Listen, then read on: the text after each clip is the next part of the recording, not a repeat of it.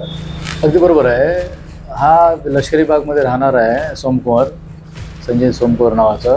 तो हमालीचं काम करायचा, वय अंदाजे 50 वर्ष. तो आणि त्याचा मित्र गज्जू इंदुरकर हा दारू पिण्याच्या नशेत त्याला मजाकमध्ये त्याला चाकू पोटात मारल्यामुळे आणि मारल्यानंतर तो दवाखान्यात घेऊन जातो. म्हणे का देशी दारूचं दुकान चालू असतं त्याच्या बाजूला सोडला, दवाखान्यात न नेता तिथून सोडून तो निघून गेला. काही वेळाने आम्हाला माहिती मिळाली की या ठिकाणी असा एक जखमी अवस्थेत पडलेला आहे. त्याला तात्काळ आम्ही आमच्या गाडीने नवी हॉस्पिटलला भरती केली. त्याच्यामुळे त्याचा जीव वाचलेला आहे.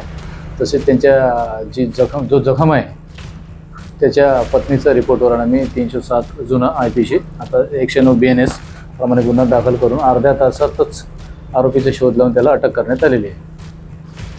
त्याच्यावर एक 325चा गुन्हा दाखल आहे गजू इंदुरकरवर. तो लष्करी बागचा राहणार आहे आणि प्रतिबंधक कारवाई पण त्याच्यावर झाली होती.